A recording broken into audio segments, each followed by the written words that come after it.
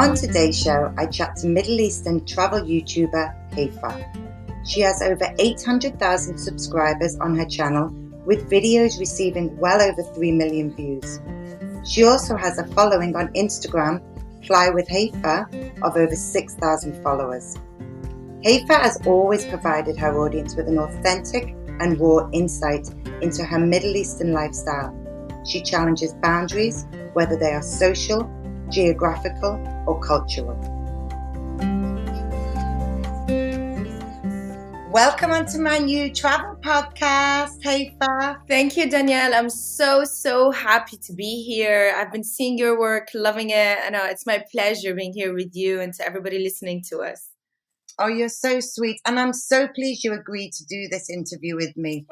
And I know that obviously we're in lockdown and you're being really busy with filming and everything else. But I really just wanted to say that even though my podcast focuses on a lot of hoteliers and people with unique properties around the world, I also do chat to visionaries. And I really do believe you definitely fall in the visionary category. Oh, that's amazing. Makes me feel so good hearing that, because I actually do use the word vision and mission repeatedly, in my day.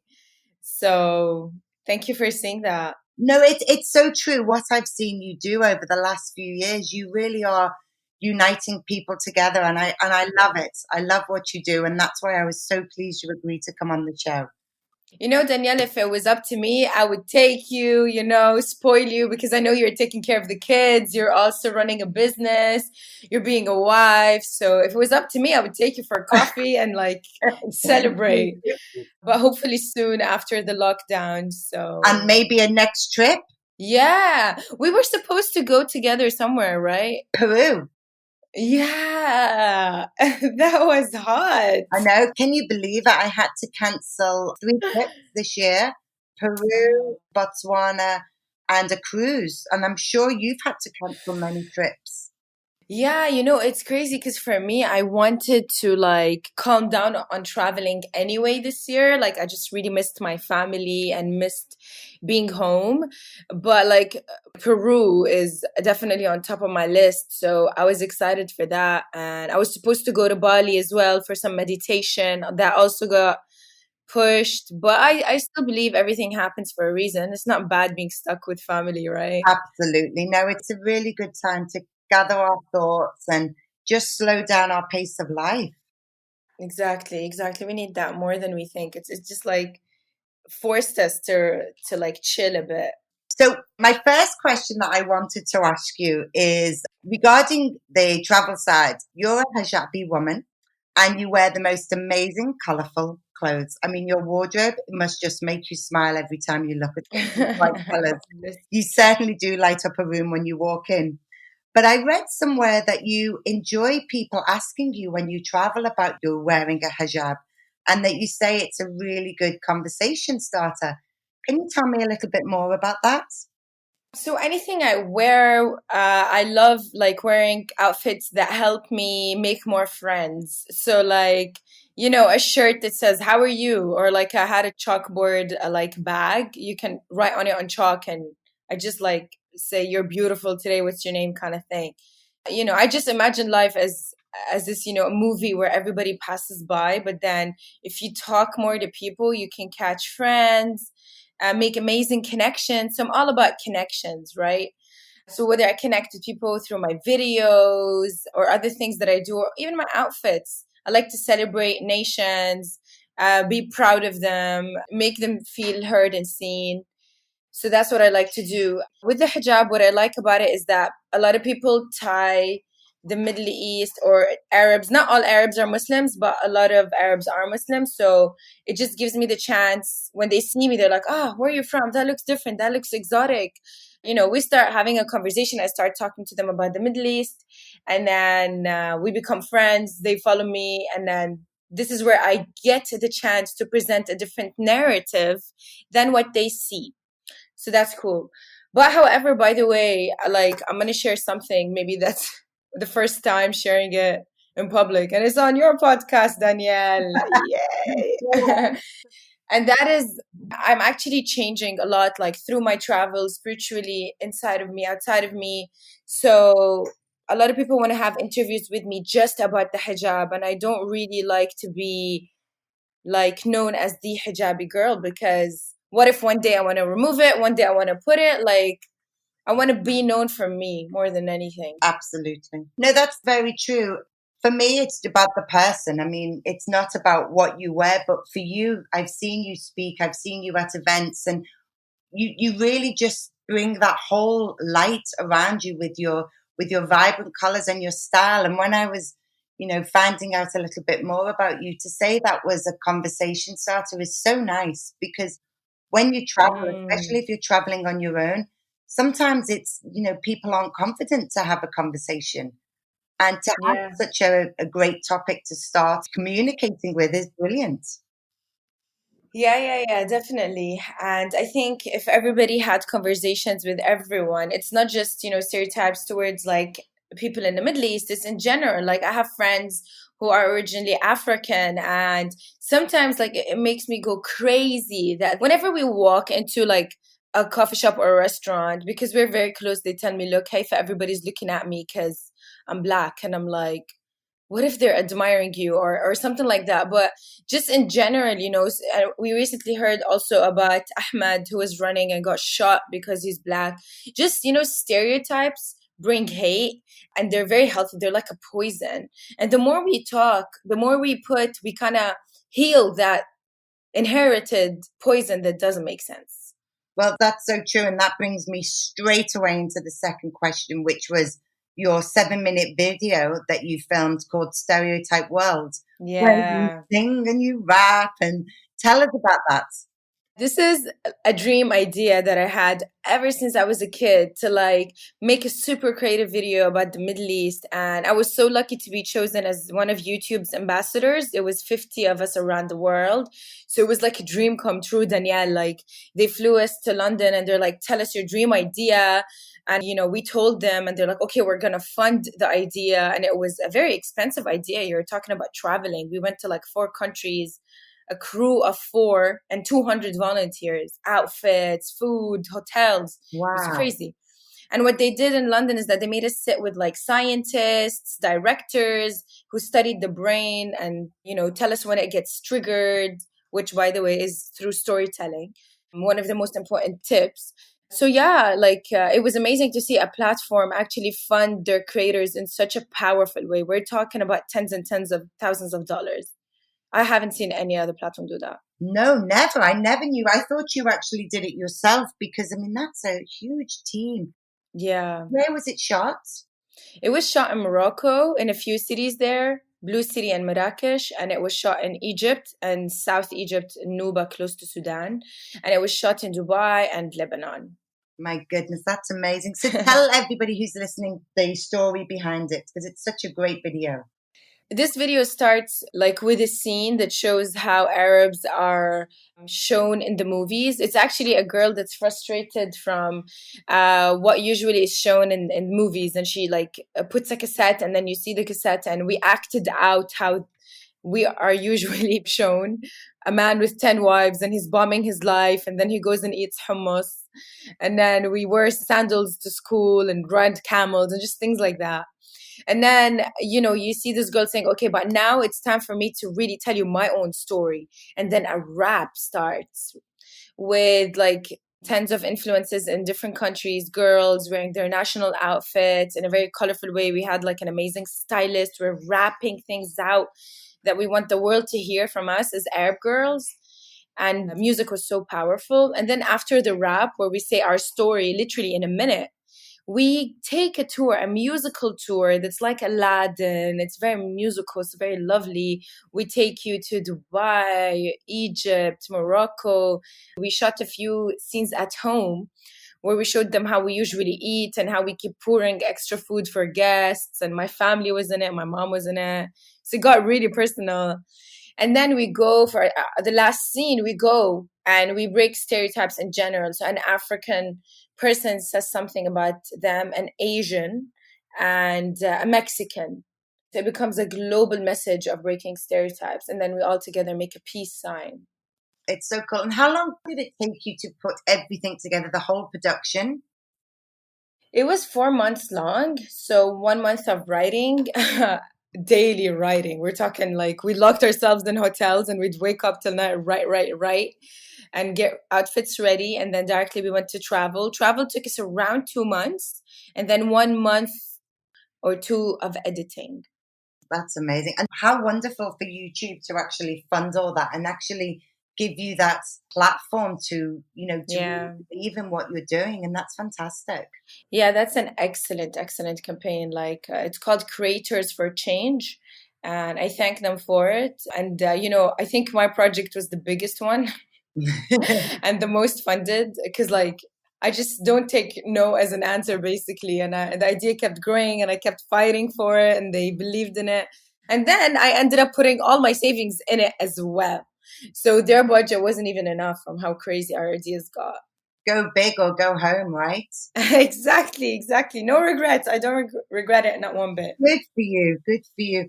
And another one of my favorite YouTube videos of yours, it's so cute. It's when you surprise your mum and aunt on a trip to the Maldives. Oh, and I love the fact that all the videos that you do are bilingual and with subtitles. So it was actually quite heart melting because your mum was like this sweetheart and your auntie's like this cheekiness beside her. And it really came across in the video and I loved it. It really touched me. How did all the planning come together for that? Was it a huge surprise for your mum? Oh my God, that was so much fun.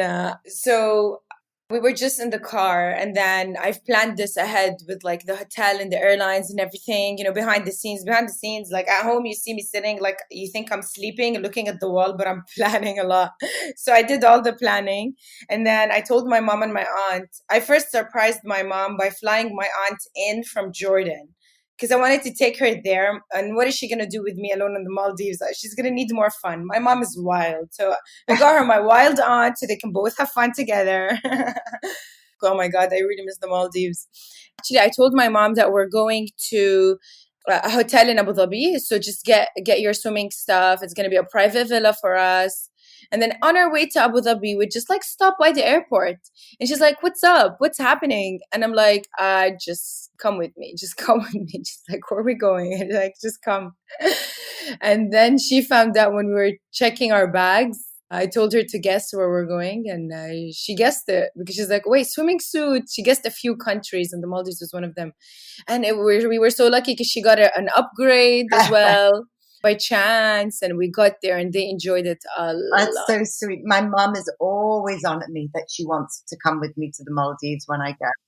Oh, Me and my sister surprised her last year for her 70th.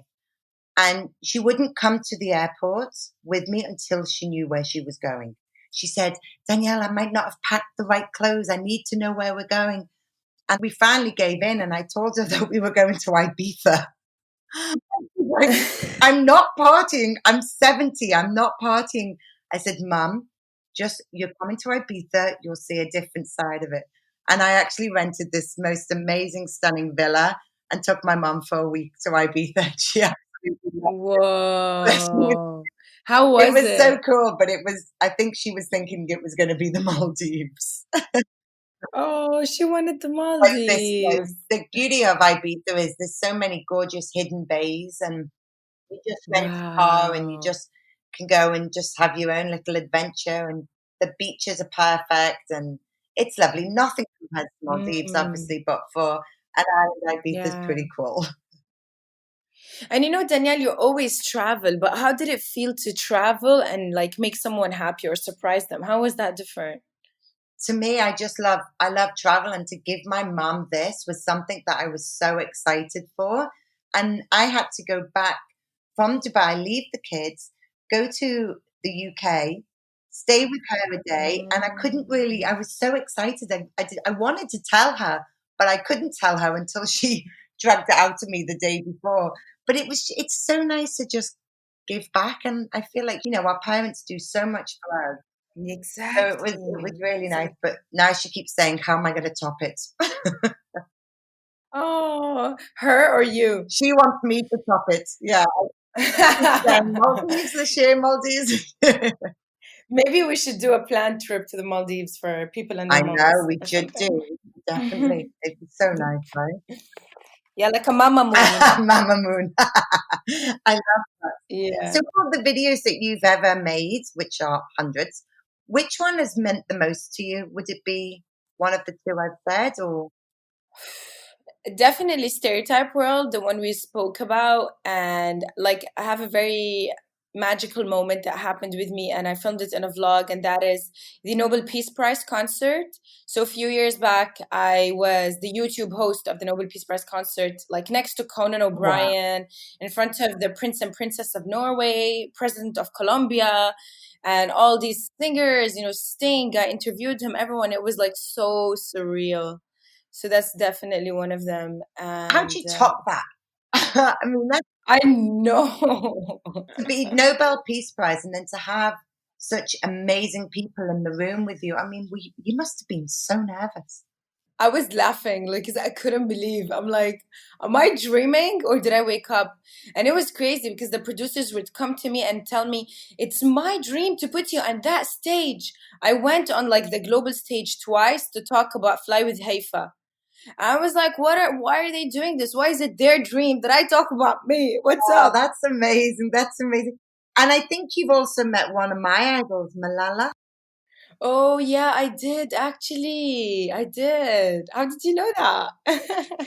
My husband and I have a charity in Pakistan, so she's Oh, just somebody that I always look up to, and especially because of Pakistan. And my sister adopted a baby girl, and she called her Malala. no It's way. after Malala, just because she's very much into human rights, and she just loves everything about her. And she was telling her friend that the reason why she called her new baby Malala. And can you believe the real Malala's father called my sister-in-law to thank her, Called your sister-in-law? who he's never met, Yeah. and said, "Somebody's told me you've just adopted a baby and called her Malala after my daughter. Do you know how proud that makes us feel?" Wow. So he found out about it. Yeah, isn't that amazing? It is. It is. Such a small world. Well, how's your experience when you met her? Again, YouTube is amazing, especially before they were way more focused on us. I don't know what's happening lately, but Danielle, it's very important in this conversation for us to state that for us as creators, I have so many ideas, like, amazing, sexy ideas that can make a lot of change. I operate from my heart. I don't like pain. So I want to do anything I can do to help. And now I'm very curious to actually get into practical change. I'm not just about like, I don't like the term influencer. I'm not just about pictures or videos and inspiring. Now I want to do more things. And that takes me to my next step, that we as creators, we can't work alone. We need the right support from platforms, brands, and companies. This is how we will grow together. If we can talk to the younger generation, we've got the voice, then empower us with a bit more tools, support, so we can reach to them, because it's crazy. I'm sure you see also with your kids. I don't know exactly how old they are, who they follow, or if they get screen time, or if they're addicted like other teenagers and other kids. But monkey see, monkey do. We copy what we Ah, see. So we need to be studying what we're putting out there for our people. And it just breaks my heart when I see brands in the Middle East not being that vision and mission focused. It's sometimes random campaign. I will get random people on board, whoever I like, whoever I know personally, whoever is from a certain nationality, and it just ruins or gets in the way or slows down the bigger momentum. It was a very long answer to your question, but back to Malala. I met Malala through YouTube when they started the ambassador campaign. I've been with them for a few years. And they flew in Malala to speak to us as YouTubers and inspire us. When I heard Malala speak, I was just sitting on this, like there, it's a cozy room where she's speaking to us. When I heard her say that women in Pakistan at the age of 15 feel like now their mission in life is to get married and only married, as soon as she said that, I saw a vision of me running in a wedding dress, making a point that I'm going to get married to life And my mission is not just this man. It's me living my life and reaching the best potential of myself. And when the time is right, I will meet him, because I will marry him. What is worse than putting myself in a forced marriage? I know that with a lot of girls, the situation is harder for them. Their parents sometimes don't always give them a choice. But what I was saying now, that's a different topic. I'm just saying about how the fact that they put us with such, a character that inspired me. I then got back to Dubai for Valentine's Day. My friends and I shot a video called Married to Life. I love it. I saw it. It's by Parks, right? I love it. Yeah, Dubai Parks. Imagine in Dubai Mall with a wedding dress everywhere. So in the beginning, I made people think that I'm finally, getting married, but then gave away wedding cards to people and told them, "Welcome to my wedding with life. Come join me today and tomorrow and every day." And I ran across the country doing everything I want to do by myself, roller coaster in a wedding dress. And it got crazy shared, crazy. And each girl shared her story, paragraphs and paragraphs. Celebrities shared. It made it to the breaking news, No imagine. way, really? I swear, it's insane. It has over 7 million views. My goodness. See? And that all came from you sitting in a room with somebody like Malala. How it triggers. Yeah. When we put leaders with us, when they believe in us and give us a chance, that's what we do. Absolutely. No, it's so true. I mean, my husband's Pakistani and our charities in Pakistani, so my kids are Pakistani, but they read the Malala book because it's all about education as well, and how, my husband's seen how Pakistan, the younger generation, the females, how they weren't really allowed to go to school and education. I mean, it's becoming more progressive now, but it's tough. And I always say to my kids, this is what happened to this girl, and look at her and look at the voice. And she blows me away. And actually today I watched the new Michelle Obama documentary, which I'm sure you have to watch it. You will love it. Oh, is it good? It's so good. She's going to all the kids around the States and giving them the tools they need, and, sitting with them and saying, don't let anybody stop your dreaming.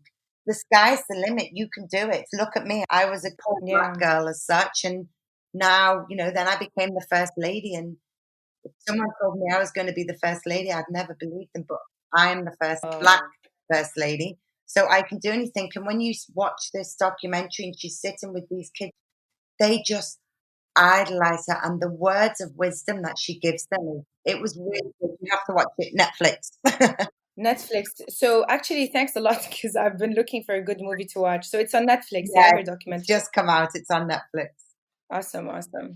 And on the spiritual side, you went to Bali and did a 3-day retreat, right?